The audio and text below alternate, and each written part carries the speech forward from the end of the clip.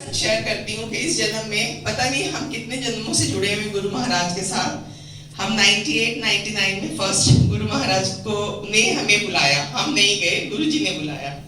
मेरी आंटी है, she was income tax commissioner Delhi की उन दिनों। मेरे अंकल को हार्ट अटैक आया था तो उन्होंने कहा चलो हमारे गुरुजी आ रहे हैं हमारे घर। गुरुजी उन दिनों जैसे आज अंकल के घर आए, आंटी के घरों में भी जाया करते थे, किसी किसी के घर में।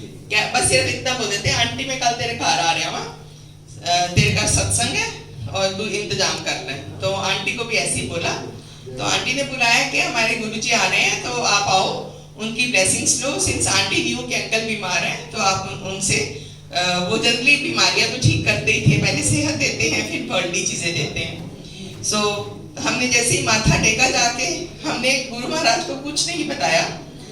अंकल ने माथा टेका, गुरुजी बोले एक ओम पे लोटा लेके एम्पायर स्टेट आ जाए। सो हमने नेक्स्ट डे एक ओम जो कि गोल्ड का था और लोटा तांबे का लिया और अंकल गए वहाँ गुरु महाराज के वहाँ के बारे में कुछ नहीं जानते थे।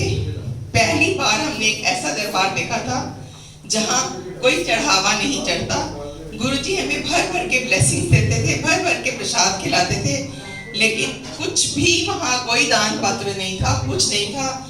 और हम भी हैरान होते थे कैसे गुरुजी इतनी ब्लेसिंग देते हैं, इतना खिलाते हैं, लेकिन लेते कुछ भी नहीं। सो पहले मेरे अंकल गए थे और गुरुजी ने पहले जाते ही उनको बोला बैठ जा, इशारे से बोलते थे, बहुत कम बोलते थे। तो अंकल बैठ गए। उसके बाद फिर गुरुजी ने जब चाय प्रसाद आया, गुरबानी प्रसाद हुआ, फिर उसके बाद लंगर। एंड वहां कोई टाइम लिमिट नहीं होती थी कि अब कितनी गुरबानी चलनी है, वो गुरु महाराज की मौज होती थी।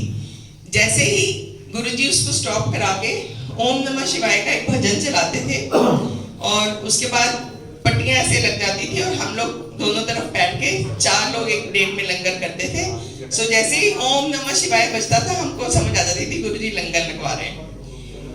तो वो सब हुआ और अंकल घर आ गए। अंकल ने कभी नहीं सोचा था मैं वापस जाऊंगा। गुरुजी ने जाते समय लोटा और ओम ब्लेस किया और बोले ओम गले में पहन लेना, लोटे में जल भर के रखना है और सुबह उठ के पी लेना और बाकी का जितना पी सकते हो पी लेना, बाकी नहाने की बाल्टी में डाल देना और नहा लेना उससे, और उसको साबुन से नहीं धोना। अंकल आ गए वापस, पर वो बुलाने वाले भी वही। सो नेक्स्ट वीकेंड जब हुआ, गुरुजी के पास जो भी आया करता था गुरुजी कहते थे आयो ते अंधेरा करो। सो अंकल को भी यही कहा आयो ते अंधेरा करो। अंकल के मन में अपने आप विचार उत्पन्न हुआ कि चलो गुरु महाराज के दरबार में जाएंगे। छोटे बच्चे अलाउड नहीं थे, phones were not allowed in Guru Maharaj दरबार। लेकिन मेरे बच्चे कुछ बड़े थे, आई हैव 2 सन्स, एक बेटा 10 साल का था, एक 13 साल का था। तो हम बच्चों को लेके गए और मेरे बच्चे वहां जाते थे। गुरु महाराज का बहुत ब्लेसिंग्स दी हैं गुरुजी ने उनको, और बैठते थे, पूरी संगत में बैठा करते थे, लंगर प्रसाद खाते थे, सब कुछ करते थे, पिन ड्रॉप साइलेंस से बैठते थे, बिल्कुल शोर नहीं मचाते थे। एंड हमारी जर्नी कंटिन्यू रही। सो 1-2 बातें गुरु महाराज के दरबार की बताती हूँ। हम लोग, मैं कहूंगी अभी भी भटक रहे हैं। गुरुजी ने एक आंटी को, अंकल को बोला अंकल अंदर आ, तेरी आंटी ने बड़े अकाउंट खोले हैं। वो बोली नहीं गुरुजी, आंटी के तो सिर्फ 2 बैंक के नाम लिए, जैसे फॉर एग्जांपल एक SBI है, एक ICICI है। नहीं कहते हैं वो अकाउंट नहीं। सोमवार शिव जी ने मंदिर जाना, मंगलवार हनुमान जी दे, बुधवार गणेश जी दे, वीरवार साईं दे चले जाते हो। तो इतना तुसी इतने अकाउंट क्यों खोले हुए हैं? तो वो अंकल चुपचाप देखने लगे। सो गुरुजी का मतलब ये था स्टिक टू वन, एक ओंकार, इतना स्टिक करो फिर देखो नजारे। वो ये नहीं कहते थे कि मेरे को ही मानो, जिसको भी मानो एक के साथ स्टिक करके रखो, जगह जगह नहीं भटको। सो जब से हमने भटकन अपनी छोड़ दी है, पहले तो हम समझते नहीं थे गुरुजी क्या क्या करते हैं। संगत जी आप जान भी नहीं सकते, आप इमेजिन भी नहीं कर सकते उस चीज को। सो ऐसी जर्नी चलती रही। मैं बहुत लंबा नहीं करूंगी। एक दिन हम लोग जाने से पहले आज्ञा लेके जाया करते थे। अभी तो गुरु महाराज कहते थे आज्ञा कर आनु जाओ, कभी कहते थे नहीं हल्ले नहीं बैठो, क्योंकि गुरु महाराज को पता होता था कि ये घड़ी अच्छी नहीं है, ठीक नहीं है, एंड इनको कुछ रास्ते में प्रॉब्लम होगी। सो हम देखते थे वापसी में कुछ ना कुछ होता था, या तो ट्रैफिक जैम होता था या कोई एक्सीडेंट हुआ होता था। सो गुरु जी को पता था ये घड़ी ठीक नहीं है, so he would stop us there.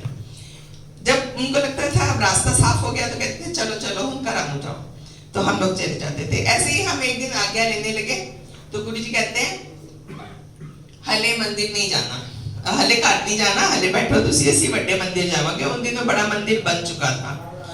So we all reached बड़ा मंदिर। गुरु जी की गाड़ी आगे आगे, हम लोग की पीछे पीछे। इट वाज ऑलरेडी मिडनाइट, 12 साढ़े 12 रात का टाइम था। वहां पहुंचते गुरु जी ने रैंडमली ऐसे इशारा करके बुलाया आंटियों को, तू भी आजा तू भी आजा ऐसे करके। गुरु जी, मैंने बोला बिल्कुल बोलते बहुत कम थे, सिर्फ इशारों में हम लोग को बोलते थे तो हम समझ आते थे। So I was one of them. हमें नहीं पता था कि गुरु जी ने हम 4-5 आंटियों को क्यों बुलाया। कोई इंटरेक्शन नहीं थी उन दिनों, कोई फोन नंबर्स एक्सचेंज नहीं होते थे। हम सिर्फ इतना जानते थे कि दरबार में जो आए गुरु महाराज की संगत है, हम उन लोग को नाम से नहीं जानते थे। सो आज अगर आप पूछे वो आंटियां कौन है तो मैं उनको नहीं जानती।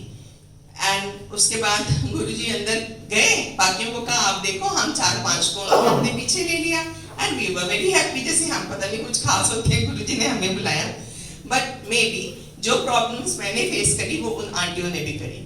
सो हम जैसे आगे बढ़े तो गुरुजी ने कहा एथोरी की पत्नी बोलूंगी। सो वी नो कितनी ग्रीनरी है, कितना सुंदर मंदिर है, कितनी हरियाली है वहां, तो हमें समझ आया। अंदर घुसे तो it's in the form of Shivling. तो गुरुजी ने क्या वेख्या शिवलिंग बनाया मैं इतने 12 ज्योतिर्लिंगां का सार पाया, ਇਹਦੇ ਅੱਗੋਂ भी जो लंघ जाएगा ਉਹਨੂੰ भी ब्लेसिंग्स। ए गुरु जी हमेशा कहते थे बड़ा माड़ा वक्त आने वाला है, बड़ा माड़ा वक्त आने वाला है। So sangat ji, we have seen in this pandemic, हम लोग सब बाहर से माथा टेक के गुरु जी की आशीर्वाद लेके आप जाते थे और हम लोग सब ठीक ठाक हैं एंड गुरु जी की बहुत कृपा है। थैंक यू गुरु जी हमें ठीक रखने के लिए। एंड उसके बाद फिर गुरुजी ने जो हॉल के बाद एक लेफ्ट साइड पे रूम है जहाँ गुरुजी के चोले डिस्प्लेड है, गुरुजी वहां लेके गए। अब तो वहां खिड़की है, पहले 2 दरवाजे हुआ करते थे वहां। गुरुजी ने कहा इतने मैं कैंसर का इलाज करूंगा, एक पास से अंकल नु पाऊंगा तो एक पास से आंटियां नु पाऊंगा। बात वहीं खत्म हो गई। गुरुजी तब भी कैंसर ठीक करते थे, तब भी हार्ट अटैक जिनको आता था ठीक करते थे, सारी प्रॉब्लम सॉल्व करते थे। सो गुरुजी ने जो बोला हमें जो समझ आया कि गुरुजी यहाँ कैंसर ठीक करेंगे एंड उसके बाद हमको बैकयार्ड दिखा के आज्ञा दे दी, हम घर आ गए। सो इन 2003 एक विचार उत्पन्न हुआ कि गुरुजी के मंदिर नहीं जाना, वो गुरुजी ने डिटैच किया हमको अपने से। एंड मेरे अंकल की 2004 में ट्रांसफर हो गई and we went to Kerala.